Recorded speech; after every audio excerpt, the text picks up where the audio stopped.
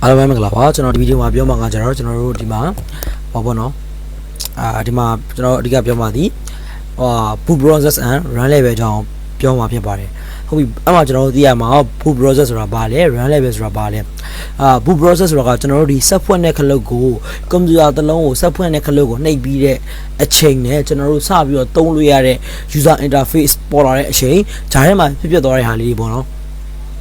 ်အဲ့ကောင်ကျွန်တော်နံပါတ်1ဘာဖြစ်လဲဆိုလို့ရှိရင်ကျွန်တော်တို့ BIOS ဒီဆက်ဖွင့်လိုက်တဲ့ခါမှာဒီ BIOS ကစပြီးတော့ run ပေးရပေါ့နော် basic input output system ပေါ့အခြေကောက်ကပေါ့နော်သူကစပြီးတော့ run ပေးရ run ပေးပြီးတဲ့ခါမှာ तू ကနေဘာတွေစစ်လဲဆိုလို့ရှိရင်သူ့ထဲမှာ boot up ဖို့အတွက်run နေစုံလာဟက်နေစုံလာသူ့ထဲမှာ boot up ရမယ့် device တွေစုံလာဆိုတော့စစ်တယ်အဲ့ခါမှာပြီးတဲ့ခါမှာဆိုနံပါတ်2ကိုသွားတယ်နံပါတ်2ကဘာလဲဆိုတော့ master boot record MBR ဆိုတာက master boot record ကိုပြောတာပါသူကအထက်မှာဘာတွေတင်လာလဲဆိုလို့ရှိရင် boot တက်လို့ရတဲ့ file တွေကိုတင်လာတယ်အဲ့ခါမှာကျွန်တော် boot တက်မယ်ပေါ့နော် boot တက်ပြီးခါမှာကျွန်တော်ကနေပြီးတော့ file ကနေပြီးတော့ကျွန်တော်က grab boot လောက်တာကိုသွားမယ် grab boot လောက်တာGIUB ရဲ့အခြေကောက်ကကျွန်တော် grand unify boot လောက်တာပေါ့နော်ကျွန်တော်တို့က grab လို့ပဲအတူကခေါ်လိုက်တယ်ဟောသူ့ကိုဘာမှမြင်တာမလဲဆိုလို့ရှိရင်ကျွန်တော်တို့ဒီ Linux နဲ့ Windows နဲ့ကို Jure တင်လာတဲ့သူတွေဆိုလို့ရှိရင်ပို့ပြီးမြင်သားနိုင်မယ်ဒီ set ဖွင့်တဲ့အခါမှာ Windows boot လောက်တာနဲ့ Windows တွေကိုသွားမှာလား grab နဲ့ကျွန်တော်တို့ကဒီ Linux တွေကိုသွားမှာလားဆိုတာကိုပို့ပြီးမြင်သာပါလိမ့်မယ်အဲ့မှာကျွန်တော်တို့ဒီမှာဆိုလို့ရှိရင် kernel တက်လာမယ်ပေါ့နော် kernel တက်လာမယ် kernel ဆိုတာကကျွန်တော်တို့ဒီ Linux ပေါ့နော် Linux kernel တက်လာလိမ့်မယ်တက်လာပြီးတဲ့အခါမှာကျွန်တော်တို့က run level ကိုရောက်လိမ့်မယ် run level ဆိုတာဘာလဲလို့ပြောရမယ်ဆိုလို့ရှိရင်ကျွန်တော်တို့အတိအကျအမြင်သုံးပြောရလို့ရှိရင်ကျွန်တော် run level ဒီကျွန်တော်တို့ဒီ Windows ခါလေလို့ရှိရင် error တက်လို့ရှိရင်ဗျာ Windows start with normally လားဒါမှမဟုတ်လို့ရှိရင်ကျွန်တော် save mode နဲ့ဝင်မှာလားအဲ့လိုဟာတွေရှိတယ်ဒါပေမဲ့တချို့ဟာတွေမှာဆိုလို့ရှိရင်လည်းကျွန်တော်တို့ကrecovery mode နဲ့ဝင်မှာလားအဲ့လိုတွေရှိရပါတော့အဲ့ဒါအဓိကတော့ကျွန်တော်တို့ဘာလဲဆိုရင်အဓိကနှစ်ခုပဲရှိရပါတော့ graphical user interface နဲ့သုံးပါလားcommand line interface နဲ့သုံးပါလားအဲ့နေရာလေးကိုအဓိကသတ်မှတ်ပေးရတာဒီပေါ့နော်အဲ့ကျွန်တော်တို့က run level ဆိုတာလေးကိုပြီးလို့ရှိရင်အသေးစိတ်သွားပါမယ်ပြီး interface ပေါ့နော်ဒါပေမဲ့ကျွန်တော်တို့ယူလိုက်တဲ့ GUI ဆိုလို့ရှိရင် graphical user interface ပေါ်လာလိမ့်မယ်ကျွန်တော်တို့ CLI နဲ့သွားမယ်ဆိုလို့ရှိရင် command line interface ပေါ်လာလိမ့်မယ်အဲ့ကြောင့်ကျွန်တော်တို့ကဒီ boot process လေးကိုနားလည်မယ်လို့ထင်ပါတယ်ဟုတ်ပြီကျွန်တော်တို့ run level လေးကိုအသေးစိတ်လေ့လာကြည့်အောင်ဟုတ်ပြီကျွန်တော်တို့မှာ run level ဆိုပြီးတော့ဒီမှာဒီ init လေးပေါ့နော် init အဲ့ဒါ init လို့ခေါ်ရပေါ့ဒါကတော့အရင် version တွေမှာသုံးခဲ့တာကျွန်တော် level 6ခုရှိတယ်ပေါ့နော်ဒါလေးကဒီရှေ့ကလေးက command လေးပေါ့နော် terminal မှာရိုက်ရမယ် command လေးပေါ့ကျွန်တော်ဒါကတော့အခုတကယ်လို့ကြည့်လို့နားလည်ရခက်မယ်ဆိုလို့ရှိရင်နောက်ထပ် basic command တွေတင်ပြီးတဲ့အခါမှာပြန်ကြည့်ရင်တော့အဲ့တော့ကြီးခက်ခဲမယ်လို့တော့မထင်ဘူးပေါ့နော်ဒါကျွန်တော်က run level လေးကိုဒါဘုခုတရရအောင်ပြောပြတာပါပုံမှန်အားဖြစ်တော့ဒီကောင်ကဒီရိုးပါမှန် user အနေနဲ့ဆိုရင်တော့မသိလေတော့ဘာမှမဖြစ်ဘူးပေါ့နော်ဒါပေမဲ့ system administration ကိုသွားမယ်ဆိုလို့ရှိရင်တော့ဒီကောင်ကသိတင်တယ်ပေါ့အဲ့ကျွန်တော်က init 0ဆိုတာက shut down စက်ကိုပိတ်တာ init 1ဆိုတာကကြော single user mode ဒီကောင် single ဒီကောင်ပေါ်မယ်ဆိုလို့ရှိရင်ကျွန်တော်တို့ကဒီ super user အနေနဲ့ root user အနေနဲ့ပဲဝင်ပေးရတယ်ဟုတ်ပြီအဲ့ဒါတွေကိုအဲ့ root user တွေ single super user တွေဆိုတော့လည်းနောက်ထပ်ဗီဒီယိုတွေမှာသိလာပါလိမ့်မယ်အဲ့တော့ကျွန်တော်ဒီတိုင်းလေးပဲမှတ်ထားလို့ရပါတယ်ဟုတ်ပြီကျွန်တော်က init 2ဆိုလို့ရှိရင်ကျွန်တော်တို့ကနေတော့ multi user mode တိုင်းပဲ networking မပါဘူး init 3ဆိုတာကကျွန်တော် multi user mode with networking ဒါကတော့ကျွန်တော်တို့သုံးနေတဲ့ပုံမှန်သုံးနေတဲ့အနေထား run level လေးပေါ့နော်အနေထားလေးပေါ့နော်ဟုတ်ပြီအတိုင်းပဲဒီကောင်မှာတော့ဒီကောင် CLI နဲ့ run ပေးမှာ command line interface နဲ့ပဲပေါ်လာမယ်ကျွန်တော်တို့ icon တွေလည်းမြင်ရမှာမဟုတ်သေးလို့ wallpaper တွေလည်းမြင်ရမှာမဟုတ်ပါဘူးကျွန်တော်တို့ပြောချင်တယ်မှာ init 4ဆိုတော့ underfine ပေါ့နော်ဟုတ်ပြီ init 5ဆိုတာကျွန်တော်တို့ကဒီ init 3ကိုမှကျွန်တော်ကနေပြီးတော့ GUI နဲ့မြင်ရမယ် graphical user interface လေးနဲ့မြင်ရမယ်ပြီးတော့ init 3နဲ့ init 5ရဲ့လောက်ဆောင်ပုံတွေကတော့အတူတူပဲဒါပေမဲ့သူ့မြင်ရတဲ့ပုံစံလေးတွေတော့ကွဲသွားမယ် init 6ကတော့စက်ကို reboot ရှာတာပေါ့နော်ဒါရှိဟာလေးတွေ command လေးပေါ့နော်ကျွန်တော်ပြီးလို့ရှိရင်တစ်ခါတည်းရိုက်ပြီးတော့တစ်ခါတည်း run ပြပါမယ်ဟုတ်ပြီပြီးရင်ကျွန်တော်တို့ကနေပြီးတော့ဒီ system D ပေါ့နော်ဒါကကျတော့ init D လို့ခေါ်တယ်ဒီကောင် system D လို့ခေါ်တယ် init D ကိုကျွန်တော်တို့ကနေပြီးတော့ဒီအရင် version တွေပေါ့နော် Red Hat တို့ Sun OS တို့ရဲ့ version 4.5 တို့မှာသုံးခဲ့တယ်အခုလည်းသုံးလို့မရတော့ဆိုသုံးလို့ရပါတယ်ဒါပေမဲ့အခုနောက်ပိုင်းမှာ system D ကိုပို့ပြီးတော့အသုံးများလာကြတယ်ပို့ပြီးတော့လည်းသူက secure ဖြစ်တယ်ပေါ့နော်ဒီမှာဆိုလို့ရှိရင် system D ရဲ့ first command system list unit type target ဆိုတာကကျွန်တော်တို့ဆက်မှာဘယ် run level ဘယ် target တွေပေါ့နော်ဒီမှာကျတော့သူကဟိုရှေ့ရလို့ mode user mode တွေပါလေအဲ့လို mode မပြောတော့ဘူးသူကကျတော့ဒီမှာ target လို့ပြောတယ်ဟိုဘယ် target တွေရှိတယ်ပေါ့နော်ပြီးကျွန်တော်တို့လုံးလုံးစယ်ဘယ် target မှာ run နေရပေါ့နော်ပြီးလို့ရှိရင်ကျွန်တော်တို့ကဒီ default target ကိုဘယ် target စီကိုပြောင်းခြင်းနဲ့ ဒီမှာဆိုလို့ရှိရင်တော့ဟိုလို single user mode တွေပါတော့မပါတော့ဘူးဒီ multi user mode တော့ without networking လည်းမပါတော့ဘူး multi user mode with networking ရဲ့ graphical ရဲ့သူရဲ့လောက်ဆောင်ပုံတွေကတော့အတူတူပဲဒါပေမဲ့ဓာတ်ပုံတွေ sorry မြင်ရတဲ့ပုံတွေပေါ့နော်ကွဲသွားမယ်ဟုတ်ကဲ့အဲ့တော့ကျွန်တော်တို့ဒါလေးတွေကို letterbox ဆန်းပြီးတော့ run ကြည့်လိုက်မယ်ဒါကကျွန်တော်ကဒီတိုင်းဟိုပါပေါ့နော် note to run ဖြစ်တဲ့အတွက်ဒီဟာကိုလေ့ကြည့်ရခါမှာနည်းနည်းလေးဒီအခုဒီ slide ကိုကြည့်လိုက်ဒီတော့နည်းနည်းလေးခက်ခဲနေလိမ့်မယ်ဒါပေမဲ့ဆက်ပြီးတော့ကြည့်လိုက်ပါနောက်မှကျွန်တော်တို့ letterbox run ပြရတဲ့အခါမှာနားလည်သွားပါလိမ့်မယ်ပေါ့နော်ဒါပေမဲ့ကျွန်တော်တို့ဒီ installation ဟိုလိုက်လို့ပြီးရခါမှာလဲ installation ပြီးရခါမှာဒီ Linux အကြောင်းကိုပေါ့နော် live ကလစ်ကြည့်ပေါ့နော် Linux အကြောင်းပြစာလေးပါလေချဖတ်လို့ရပါတယ်ကျွန်တော်တို့ဒီမှာဒါလေးကိုအကြက်လို့ရှင်ကြီးအားလေးပို့ပြီးတော့နားလည်သွားပါလိမ့်မယ်ပေါ့နော်ကျွန်တော်တို့ဟုတ်ပြီကျွန်တော်တို့စပြီးတော့လုပ်ပြပေးပါမယ်ကျွန်တော်ရဲ့ဆက်မှာဆိုလို့ကျွန်တော် Fedora Linux ကိုဖွင့်ထားပါတယ်ဟုတ်ကဲ့ Fedora ကိုကျွန်တော်ဝင်လိုက်မယ်ကျွန်တော်အရင်တော့ဘာကို sample ဆိုလို့ကျွန်တော်ကနေပြီးတော့ဒီမှာဟုတ်ကဲ့တစ်ချက်ပြန်သွားကြည့်မယ်ပေါ့နော်ကျွန်တော်ကဒီမှာဘာကိုရင် sample ပြမလဲဆိုလို့ရှိရင်ဟုတ်ပြီကျွန်တော်တို့က init 0တော့မစမ်းသေးပါဘူးဘာလို့လဲဆိုတော့ဆက်တစ်ခါလေပိတ်သွားမှတက်လို့ပါကျွန်တော်တို့ပြီးလို့ရှိရင်ဘာကို sample ဆိုလို့ရှိရင် init 1လည်းမစမ်းသေးပါဘူး init 1ကိုမစမ်းသေးဆိုတာကကျွန်တော်ဆက်က init 1ဆန်းလိုက်လို့ရှိရင်ပြန်ပြီးပွင့်မလာတော့လို့ပေါ့နော်ဆက်က error လေးတက်နေလို့ပါကျွန်တော် init 1ကိုလိုက်ရောက်တဲ့သူတွေအနေနဲ့ကတော့ကိုယ့်ဘောစမ်းကြည့်လို့ရပါတယ်ကျွန်တော် init 2ကနေစပြီးတော့စမ်းပြပေးပါမယ်ဟုတ်ကဲ့ကျွန်တော် init 2ကိုစပြီးတော့စမ်းပြပေးပါမယ်ကျွန်တော် init 2ကနေစပါမယ်ပေါ့နော်ကျွန်တော်ဒါလေးကိုချက်လိုက်မယ်ပို့ပြီးမြင်သာအောင်လို့ပေါ့နော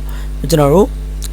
terminal လေးကိုဖွင့်လိုက်မယ်ဒါ terminal ပေါ့နော် terminal ကိုခေါ်လို့ရတဲ့နေရာအများကြီးရှိရပေါ့နော်နောက်ထပ် basic command တွေမှာလည်းအဲ့ကောင်အသိစိတ်ပြောထားပြီးတယ်ဒီကောင်terminal ပေါ့နော်ဒါက terminal လို့ခေါ်တယ် Windows မှာဆိုလို့ရှိရင် command prompt ပေါ့နော် Windows မှာဆိုလို့ရှိရင် command prompt ကျွန်တော်ကမှာ terminal ကနေပြီးတော့ကျွန်တော်ကနေပြီးတော့ဒီအဲ့ command လေးကိုရိုက်ကြည့်မယ်ပေါ့နော်ဘာဖြစ်လာမလဲဆိုတော့တီးအောင်လို့ရိုက်ကြည့်မယ်ကျွန်တော်တို့ init 2ကစားကြည့်မယ်ပေါ့နော် init 0ကစက်ကိုပိတ်တာ init 1က single user mode ကိုသွားတာကျွန်တော် single user mode ကိုမသွားတော့ဘူးဒါပေမဲ့ဒီမှာကျွန်တော် set error ရှိနေလို့ပေါ့နော်ကျွန်တော် init 2 multi user mode ကနေစပြီးတော့ကျွန်တော်ရဲ့ password တော့ပေးရမယ်ပေါ့နော်ဒီ system ကိုပြောင်းလဲလုံးဝဖြစ်တဲ့အတွက်ကျွန်တော်တို့ဒီမှာပြောင်းလဲသွားပါပြီဒီမှာဆိုလို့ရှိရင်ဒါ multi user mode နဲ့ဝင်လာတာပါ multi user mode နဲ့ဖြစ်တဲ့အတွက်ကျွန်တော်ကနေပြီးတော့ဒီအသုံးပြုသူ user ရဲ့နာမည်ကိုလည်းပြန်ပြီးတော့ပေးရပါတယ်ပြီးလို့ရှိရင်ကျွန်တော်ကနေပြီးတော့အဲ့ရဲ့ password ကိုလည်းပေးရပါတယ်အခါမှာကျွန်တော်တို့အဲ့ရဲ့ဟာလည်းဝင်သွားပြီเนาะအဲ့ခါမှာကျွန်တော်ကနေပြီးတော့ဒီကျွန်တော်တို့ system မှာရိုက်မဲ့ command တွေရိုက်ကြည့်မယ် command ဆိုတာကကျွန်တော်တို့ဒီ CF ဗီဒီယိုမှာပြောခဲ့ပြီးတော့ဗောနော် Linux operating system က command line interface ကိုဦးစားပေးတဲ့ operating system တစ်ခုဖြစ်တဲ့အတွက်သူ့မှာ command တွေကိုသိရမယ်အဲ့ဒီ command တွေနောက်ထပ်ဗီဒီယိုတွေမှာကျွန်တော်တို့ပြောပြပေးထားပါမယ်ကျွန်တော်ဒီမှာ ls ဆိုတဲ့ command ပေါ့ကျွန်တော်စပြောကြည့်မယ် ls ဆိုတာကကျတော့ list နောက်တော့ရောက်နေတဲ့ file အောက်မှာကျွန်တော်တို့ချီရာတွေကို list ထုတ်ပြပါဆိုပြီးတော့ ls တိုက်ကြည့်မယ်ကျွန်တော်လောလောဆယ်ရောက်နေတဲ့folder ကြီးအောက်မှာကျွန်တော်တို့ဒီမှာဒီဒါလေးရှိရပါတော့ဟုတ်ပြီအဲ့ဒါကိုကျွန်တော်တို့ဒါလေးကြည့်လို့ရဆိုတာသိရင်ရပါပြီကျွန်တော်တို့ကစတော့ကျွန်တော်တို့စတော့မြင်ခဲ့ရတာဒီ GUI အနေနဲ့မြင်ခဲ့ရတယ်ဆိုတော့ကျွန်တော်ရဲ့ဟိုပင်လယ်ထဲမှာလေးနဲ့အဲ့လိုပုံလေးနဲ့မြင်ခဲ့ရတယ်ဒါပေမဲ့အဲ့မှာလုပ်တဲ့ function တွေနဲ့ဒီမှာလုပ်တဲ့ set ကအသုံးပြုပုံတွေရတယ်အတူတူပဲဒါပေမဲ့ဒီမှာ command တွေကိုသိမှရရတယ်ပြင်ကျွန်တော်ဒုတိယ command လေးပြောချင်တာက cd ဆိုတာကကျွန်တော် change directory ကဘာလဲဆိုလို့ရှိရင် folder တွေကိုပြောတာပါ Windows မှာ folder လို့ခေါ်တယ် Linux မှာကျွန်တော် directory လို့ခေါ်တယ်ပေါ့အဲ့တော့ဒီမှာဆိုလို့ရှိရင် desktop ဆိုတဲ့ directory လေးရှိရယ် document ဆိုတဲ့ directory လေးရှိရယ်ကျွန်တော်ကနေပေါ့ cd လောလောဆယ်ရောက်နေတာကျွန်တော်ဘာမှမလုပ်ရဆိုလို့ရှိရင် home ဆိုတဲ့ directory အောက်မှာရောက်နေတာအဲ့တော့ဘယ်လိုသိနိုင်လဲဆိုလို့ရှိရင်ဒီမှာအတွန့်လေးလားဟိုဒီ၄တောင်အပိတ်ရနောက်ပါအတွန့်လေးအဲ့ကောင်လေးကအဲ့ဒါ home ဆိုတဲ့ဟာလေးကိုရည်ညွှန်းပါတယ်အဲ့ဒါတွေကိုအသေးစိတ်ကိုကျွန်တော်နောက်ထပ်ဗီဒီယိုမှာရှင်းပြထားပါတယ်ဒီဗီဒီယိုမှာမသိလို့စိတ်တက်မကြတော့ပါနဲ့ Linux ကိုစားလိုက်ရတဲ့လူတွေအများစုက command ကိုပြင်လာတယ်ပဲစိတ်တက်ကြတယ်လို့ပါအဲ့တော့ကျွန်တော်တို့ဒီမှာဆက်ပြီးတော့ကြည့်ပါဒါလေးကအဓိကပြောချင်တာတော့ run level ကိုအဓိကပြောချင်တာပေါ့နော်ကျွန်တော် cd document ဆိုတဲ့ဟာလေးတော့ကျွန်တော်ကဝင်ကြည့်လိုက်မယ်ဟုတ်ကဲ့ဒီမှာ document ဆိုတာလေးရောက်လာပြီကျွန်တော် document ထဲမှာ ls ခောက်ကြည့်လိုက်မယ်ဘာမှတော့မရှိဘူးကျွန်တော်ဘာမှမထည့်ထားလို့အဲ့တော့ဒီလိုကျွန်တော်တို့သုံးလို့ဒီGUI နဲ့သုံးလို့ရတဲ့ function အများစုကိုလည်းဒီ CLI မှာသုံးလို့ရဖြစ်တဲ့အတွက်သူ့ရဲ့ function တွေကအတူတူပဲမြင်ရတဲ့ပုံစံလေးတော့ကွာသွားတယ်ကျွန်တော်တို့ကဒီ GUI ကိုပြန်သွားကြည့်မယ် GUI ကိုသွားတာဒီကျွန်တော်တို့က init5 ဖြစ်ပါတယ်ကျွန်တော် init5 ပေါ့နော် init5 ဟုတ်ကဲ့ကျွန်တော်တို့ဒီမှာ permission deny လို့ဖြစ်နေတယ်ကျွန်တော်တို့ permission deny ဆိုတော့ကျွန်တော်တို့ကနေပြီးတော့ super user အနေနဲ့ run ကြည့်မယ် super user ဆိုရင် super user အနေနဲ့ run လဲဆိုတာဒီ set ကိုလုတ်ပိုင်ခွင့်အရှိဆုံးလူပေါ့နော် root user လို့လည်းပြောလို့ရတယ်ပေါ့နော်ဒီ set ကိုလုတ်ပိုင်ခွင့်အရှိဆုံးသူသူ့အနေနဲ့ run မယ်ပေါ့ကျွန်တော်လောလောဆယ်အနေနဲ့ကကျွန်တော်ရဲ့ other user ဖြစ်တဲ့ Felix လူအနေနဲ့ run ရတယ်အဲ့ဒါတွေကိုဘာမှ သိမလဲဆိုလို့ရှိရင် user groups management ဆိုရဲlesson ရလို့ရှိရင်သိပါလိမ့်မယ်အဲ့ခါကျလို့ရှိရင်ပုံရှင်းသားပါလိမ့်မယ်ဒါကကျွန်တော်တို့ကဒီ system administration မှာသွားမဲ့လူတွေအတွက်သိစေခြင်းလို့ထည့်ထားပေးတဲ့ဗီဒီယိုလေးဖြစ်တဲ့အတွက်ဒီမှာအစမနားအစမပြရရှိလို့ရှိရင်တော့မေးထားလို့လည်းရပါတယ်ဒါပေမဲ့မမေးချင်လို့ရှိရင်လည်းနောက်တဲ့ဗီဒီယိုကိုကြည့်ပြီးကြခါမှာပြန်ကြည့်ရခါမှာတော့သိလာလိမ့်မသိလာပါလိမ့်မယ်ပေါ့နော်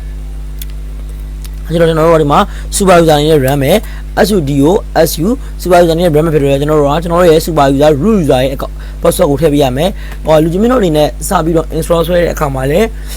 root user ရဲ့ account ကိုထည့်ခဲ့ပေးရလိမ့်မယ်ပေါ့နော်ဟုတ်ပြီကျွန်တော်တို့စပြီးကျွန်တော်တို့မှာ root ဆိုတဲ့ဟာလေးဖြစ်သွားပြီ root user နဲ့ run ရမှာဖြစ်တဲ့အတွက် sud ကျွန်တော်ကဘာလုပ်မှာလဲဆိုလို့ချင်း inif file ကိုသွားမှာဖြစ်တယ်ကျွန်တော် inif file ကိုရိုက်လိုက်မယ်ရိုက်လိုက်တဲ့အခါမှာဒီမှာကျွန်တော်တို့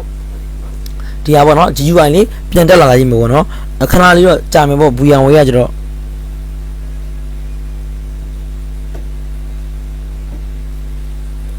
ဟုတ်ပြီကျွန်တော်တို့ဒီမှာ GUI လေးပြန်တက်လာပြီဆိုတော့ကျွန်တော်တို့သွားလိုက်တာဒီ init to without networking ကျွန်တော်က with networking ကိုလည်းပြန်သွားလို့ရတယ်အတူတူပါပဲအဲ့တော့ကျွန်တော်တို့အဲ့ဒီကောင်ကိုမသွားတော့ဘူးကျွန်တော်တို့အခုစက်ကို review ချပြပေးမယ်ပေါ့နော်ဘာလို့လဲဆိုတော့ကျွန်တော်တို့အကုန်လုံးကိုသွားပြနေလို့ရှိရင်အချိန်ကြီးလက်ကြာနေလိမ့်မယ်ပြီးတော့ဆက်ကပြန်ပြီးတော့တက်လာတွေကလေးတယ်ပေါ့နော်ဆက်တွေကဟုတ်ကဲ့အဲ့တော့ကျွန်တော်တို့ဒီမှာ init 1 ကစင်ယူတာမဟုတ်နဲ့ဆိုတာသိလိမ့်မယ် init 0ကတော့စက်ပိတ်တာပေါ့နော် init 3ဆိုတာကကျွန်တော်တို့ကဒီမှာ multi user mode with networking ပုံမှန်သုံးနေတဲ့အနေအထားတစ်ခုဒီမှာlayer undefined ပေါ့နော် layer တော့စမ်းရမယ်ရှိဘူးပေါ့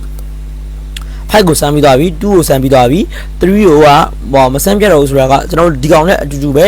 အပေါ်ကောင်နဲ့အတူတူပဲ networking ပါနဲ့ဘောကမပါတာပဲကွာသွားလိမ့်မယ် init ကိုစမ်းပြပါမယ် reboot ရှာတာပါဆက်ကိုဒီမှာဒါက GUI ပေါ့နော်ကျွန်တော်တို့ GUI နဲ့မြင်နေရတာပေါ့နော်ကျွန်တော်တို့ activity ကိုပြန်သွားပြီးတော့ကျွန်တော်တို့ terminal ကိုဖွင့်လိုက်မယ်ခါလေးပေါ့နော်ကျွန်တော် terminal ကိုဖွင့်လိုက်မယ်ဒါကျွန်တော် VMware ထဲမှာ Fedora Linux ကိုတင်ထားတာပေါ့နော်terminal ကိုဖွင့်လိုက်မယ်ဖွင့်ပြီးတဲ့အခါမှာကျွန်တော်တို့ဒီ init set ပေါ့နော် reboot ရှာလေးကိုစမ်းကြပါမယ်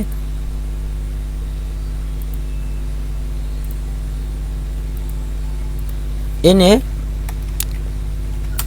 set စက်က reboot ကြသွားပြီပြီးတော့ပြန်တက်လာတယ်ဟုတ်ကဲ့ဒါလေးကမြင်သာမှလို့ထင်ပါတယ်လက်တွေ့ပြလိုက်တဲ့အခါမှာ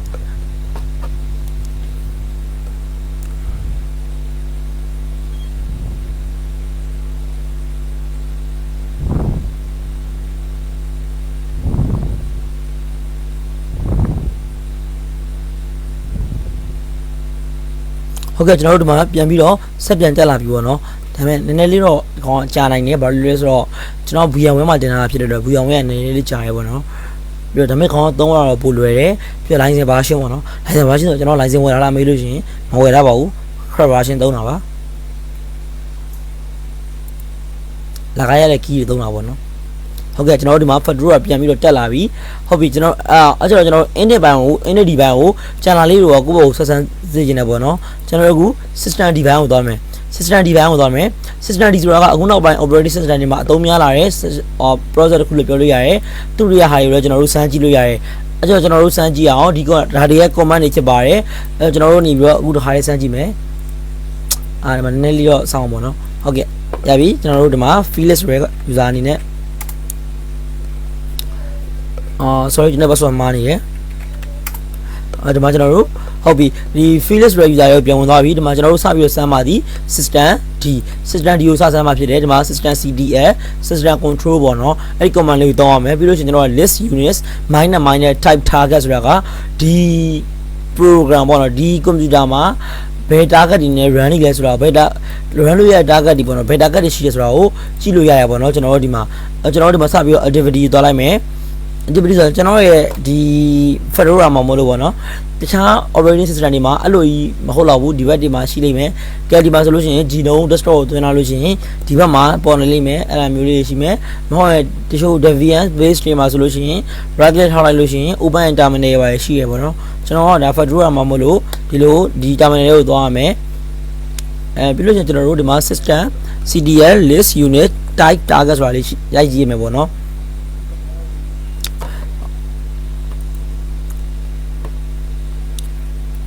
ဒီမှာရိုက်ကြည့်မယ်ပေါ့နော် system CTL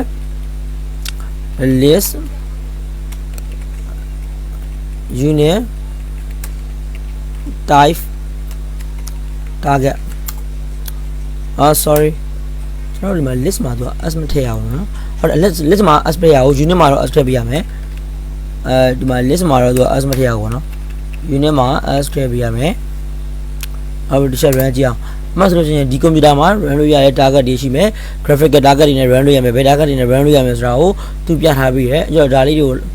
ကိုလိုက်ကြည့်လိုက်ပါတကယ်လို့သိကျင်တယ်ဆိုလို့ရှိရင်ဒီလိုတစ်ခုချင်းစီကို Google မှာလည်းရိုက်ပြီးတော့ရှာကြည့်လို့ရမယ် multi user target တွေရှိလိမ့်မယ်ကျွန်တော်တို့အခုပြပေးမှာကတော့ဒီ graphic target ရဲ့ multi user target ရဲ့အဲ့တစ်ခုကိုအဓိကထားပြီးပြပေးပါမယ်ကျွန်တော်တို့ကလောလောဆယ်ပေါ့နော်လောလောဆယ်ဘယ်ကောင်သုံးနေလဲသိကျင်လို့ရှိရင်တော့ကျွန်တော်တို့က data font နဲ့သွားပြီးတော့ကြည့်လို့ရပါတယ်ဟုတ်ပြီကျွန်တော် data font နဲ့ကြည့်မယ်လောလောဆယ်ဘယ်ဟာကိုသုံးနေလဲဆိုတာကိုသိကျင်လို့ရှိရင်data font နဲ့သွားပြီးတော့ကြည့်လို့ရရပါတော့ဟုတ်ပြီကျွန်တော်တို့ဒီကောင်ကိုပြန်ပြီးတော့ရှင်းလိုက်မယ်ဒီ terminal ကိုပြန်ပြီးတော့ရှင်းတဲ့ command လေးဒီ clear ဆိုတဲ့ command လေးဖြစ်တယ်CL ရဲ့ clear နဲ့ကျွန်တော်ကနေပြီးတော့system cdl pngaf default ဒီ fault default ဆိုလို့ရှိရင်လောလောဆယ် run နေတာဒီ graphic target နဲ့ run နေတာဖြစ်တယ်အဲကြတော့ဒီမှာဆိုလို့ချင်းပို့ပြီးတော့မြင်သာရပါတော့ကျွန်တော်တို့ဓာတ်ပုံတွေပါရမြင်နေရတယ်ဆိုတော့ graphic target နဲ့ run နေဖြစ်တယ်အဲ default ကိုပြောင်းပြီးလို့ရရပါတော့ default ကိုပြောင်းပြီးလို့ရှိရင်ဘာတွေပြောင်းပြီးလို့ရမလဲဆိုလို့ရှိရင်ကျွန်တော်တို့ဒီမှာပဲ system cdl set ဆိုပြီးတော့ကျွန်တော်တို့ကနေဒီ fault set default ပြီးရင် multi user မို့ကိုကျွန်တော်ပြောင်းမှာပေါ့နော် multi user target ပေါ့နော်ဒါပေမဲ့ဒီမှာရော target လို့သုံးတယ် multi user target ကိုပြောင်းလိုက်လို့ရှိရင်ကျွန်တော်တို့ကပြောင်းသွားပြီပေါ့နော်ဒါပေမဲ့သူ့ရဲ့ကျွန်တော်တို့ရဲ့administrator အနေနဲ့ဖြစ်တဲ့ root user ရဲ့ password ကိုတော့ထည့်ပေးရမယ်ပေါ့ဟုတ်ပြီအဲ့တော့ကျွန်တော်တို့လောလောဆယ်ဟာကိုပြန်ကြည့်လိုက်မယ်ဒီအရင်ရိုက်ထားတဲ့ command တွေကိုပြန်ကြည့်ရင်လို့ရှိရင် F arrow key လေးကိုတစ်ချက်နှိပ်ပေးကြည့်ပါသူ့ရဲ့အရင်ရိုက်ထားတဲ့ဟာတွေပြန်တက်လာပါလိမ့်မယ်ကျွန်တော်တို့ဒီမှာ get default ကိုကြည့်လို့ရမယ်ဟုတ်ပြီ get default အနေနဲ့ multi user မို့အမှ main တစ်ခုဖြစ်လာပြီ multi user မို့ကြီးနဲ့ run နေပြီးတော့ဘာလို့ GUI နေရနေရလဲဆိုလို့ရှိရင်ဒါက default ကိုပြောင်းအောင်တည်တာပါကျွန်တော်တို့ဒီလိုပြောင်းလိုက်တဲ့အတွက် set ကိုပိတ်ပြီးတော့ပြန်ဖွင့်တဲ့အခါမှာကျွန်တော်တို့ဒီမှာ CLI နဲ့တက်လာပါလိမ့်မယ်အဲကျွန်တော်တို့ကနေပြီးတော့ဒါဆက်ပိတ်ပြန်ဖွင့်ပြရမှာပေါ့နော်အဲကျွန်တော်တို့ဒီမှာပြန်ပိတ်ပြီးတော့မဖွင့်ပြရတော့ဘူးဟုတ်ပြီအဲကျွန်တော်နောက်တစ်ခုစမ်းကြည့်မယ် set ကျွန်တော်တို့အခုပြန်သွားလိုက်မယ်ပေါ့နော် graphic user ကိုပြန်သွားလိုက်မယ်system cdl လောလောဆယ်ကmulti user ဖြစ်နေတယ်ကျွန်တော်ကနေပြီးတော့ဒီမှာဒီ fault default ဆိုပြီးတော့ဒီ graphic ပေါ့နော် GIPHI CA graphic target ကိုပြန်ပြောင်းလိုက်မယ်အဲဆိုလို့ရှိရင်ကျွန်တော်တို့ဒီမှာသူက graphic target ကိုပြန်သွားပါလိမ့်မယ်နည်းနည်းလေးဆောင်းရတယ်ပေါ့နော် graphic target ကိုသူကနည်းနည်းလေးကြာနေလို့ရှိရင်လက်ကောကြာလိမ့်မယ်ဘာလို့လဲဆိုတော့ဒီဘူယံဝဲမှာတင်လာတဲ့ဟာအများစုဘာကျူရဘောက်တို့ဘာလို့ကကြာနေတယ်ပေါ့နော်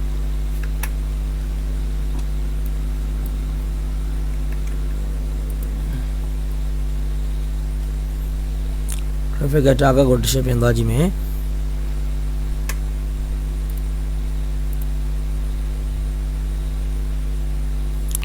အဲ့ဒီကနေပြီးတော့မှကျွန်တော်ကနေပြီးတော့ဒီမှာ system ဒီကောင်ပေါ့နော် system ဒီ graphic target ဆိုတော့ဒီကောင်ကကျတော့ဒီ multi user mode ကနေပြီးတော့ဒီ graphic target ကိုပြန်ပြောင်းတာအဲ့ဒီကောင်တွေကကျတော့တစ်ခါတန်းပြီးတော့ပြောင်းမသွားပြီဘူးဘာလို့လဲဆိုတော့ तू ကကျွန်တော်တို့ဒီမှာစက်က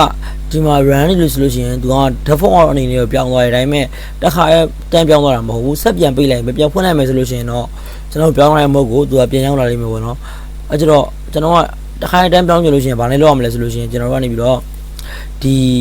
system isolate multi user target ဆိုရဲ isolate ဆိုတာလေးကိုထည့်ပြီးတော့တစ်ခါတန်းပြီးတော့ပြောင်းပြီးလို့ရတယ်ဒါကတော့ကျွန်တော် init နဲ့တူတူပဲ init 0တို့ init set နဲ့တူတူပဲ review တွေ shut down နေရတော့ကျွန်တော်တို့ဒီမှာအရန်လေးသွားပြီဆိုလို့ရှိရင်တစ်ချက်ပိတ်လိုက်မယ်ပေါ့နော် set ကိုတစ်ချက်ပြန်ပိတ်လိုက်မယ်power off ပြီးရင်တစ်ခါပြန်ဖွင့်ကြည့်လိုက်မယ်ပေါ့နော်ဟုတ်ပြီ Fedora 64 bit ကိုပြန်ဖွင့်လိုက်မယ်ပြန်ဖွင့်ပြီးတော့ကျွန်တော်တို့စနော command လေးပြန်ဆန်းပြမယ်ပေါ့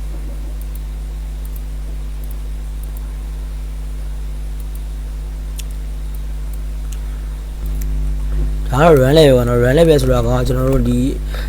ပုံမှန် usage အနေနဲ့တစ်ခုနေတော့အရင်ကြီးမလုပ်ပေမဲ့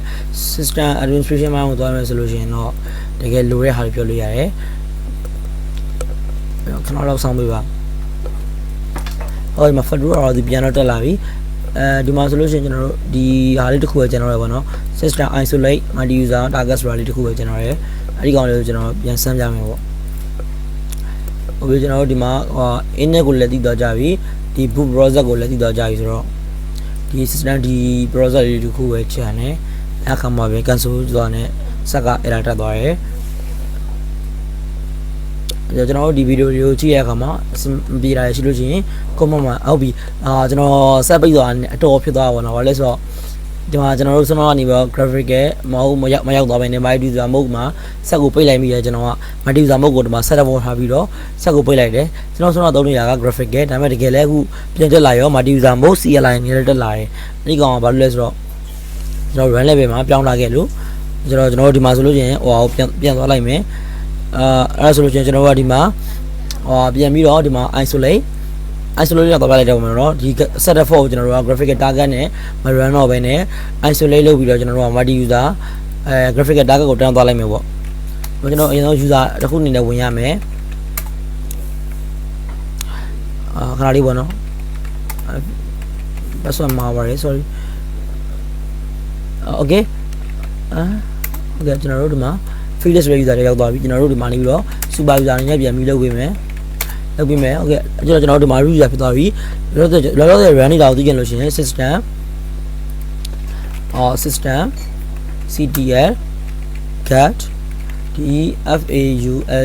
default default လောလောဆယ် run နေတာဒီ multi user target အဲ့လိုမျိုးကျွန်တော်တို့က system ctl setup ဆိုပြီးတော့ဒီ graphic target ကိုပြောင်းလို့ရတယ်ပြင်ဆက်ပိတ်လိုက်ပြန်ဖွင့်လိုက်လို့ရှိရင် graphic နဲ့တက်လာနိုင်မယ်အဲ့လိုမပြောင်းဝင်ရင်ကျွန်တော်တို့ကဆက်မပိတ်ဖြစ်နေတခါလေးသွားပြီးတော့ပြောင်းလို့ရတယ်အဲ့ဒါကကျတော့ system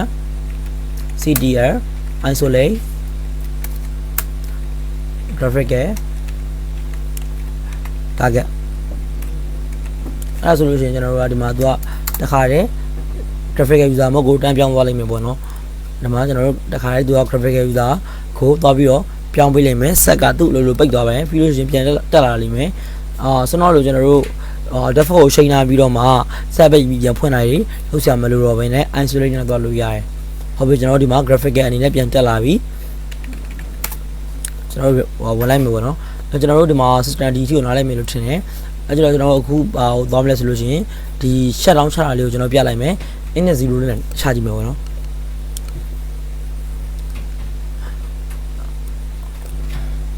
အဓိကဒါဘာလို့သိစေချင်တာလဲဆိုလို့ရှိရင် run level ကိုသိစေချင်တာ run level တွေဘယ်လို run လို့ရလဲဆိုတော့သိစေချင်တာပေါ့နော်ဘာကွာလဲဆိုရင်တော့ဒီ graphic user mode ကသုံးရတာလေးတယ်single CLI ကကျတော့သုံးရတာပို့ပြီးတော့တွက်တယ်ပေါ့နော် function တွေလည်းသူအရင်ကြီးတော့ကွာတာမဟုတ်ဘူးတူတူပါပဲဟိုကျွန်တော်တို့ဒီမှာ init 0 okay ဆက်ပိတ်သွားပြီပေါ့နော်ကျွန်တော်ဆက်ပိတ်သွားပြီ init 0နဲ့သူပိတ်လိုက်ပြီ okay အဲ့ဒါဆိုကျွန်တော်တို့ဒါကိုနားလည်မယ်လို့ထင်ပါတယ်ဒီဗီဒီယိုလေးကတော့ဒီမှာပဲရလိုက်ပါမယ်တကယ်လို့အဆင်မပြေရှိခဲ့လို့ရှိရင် comment box မှာရှင်းလာခဲ့လိုက်ပါကျွန်တော်တို့ဒီမှာ admin ကနေပြီးတော့ပြန်လာဖြေပါလိမ့်မယ်ပေါ့နော်admin ဆိုတော့ကျွန်တော်တို့ပါပဲ